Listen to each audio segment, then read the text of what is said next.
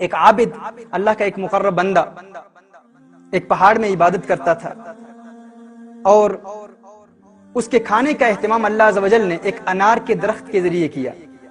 ایک انار کا درخت اس پہاڑ، اس کی عبادت گاہ جہاں وہ عبادت کرتا تھا، اس پہاڑ کے ساتھ ہی ایک انار کا درخت تھا۔ ہر روز اللہ عز و جل اسے 3 انار عطا فرماتا، وہ 3 انار کھا لیتا، اور وہیں اس کی روزی تھی، وہیں اس کا رزق تھا، اور وہیں اس کے لیے کفایت کر جاتا۔ اللہ عز و جل کو امتحان منظور ہوا، اور اللہ عز و جل نے اس کا امتحان لینے کے لیے ایک دن انار نہیں عطا فرمایا۔ اس نے صبر کیا، دوسرے دن پھر اللہ عز و جل نے انار نہیں عطا فرمایا، دوسرے دن پھر اس نے صبر کیا، تیسرے دن اللہ عز و جل نے اسے پھر انار کی نعمت سے محروم رکھا۔ امتحان لے رہا تھا اس کا رب۔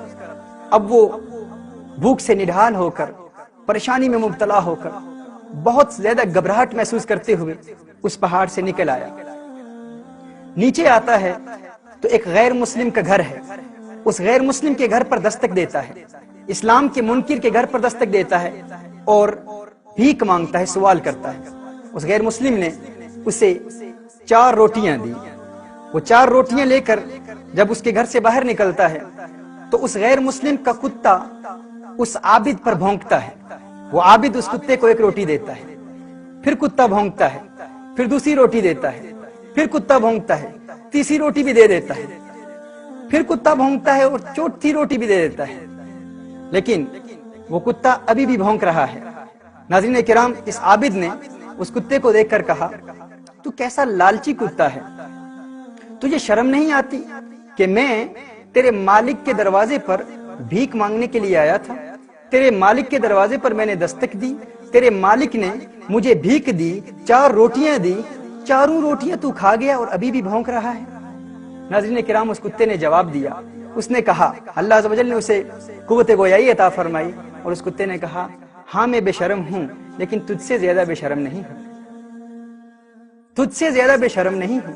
وہ اس لیے کیونکہ وہ رب جو تجھے بغیر کسی مشقت کے، بغیر کسی محنت کے، تیرا مالک، تیرا کریم مولا جو تجھے بغیر کسی محنت و مشقت کے مدتوں سے کھلا رہا ہے، 3 روز تجھے تیرے رب نے انار نہیں دیے تو تو اپنے رب کے دشمن کے دروازے پر بھیک مانگنے کے لیے آ گیا ہے۔ میں تو بے شرم ہوں، لیکن تجھ سے بڑا بے شرم نہیں ہوں۔ اللہ اکبر۔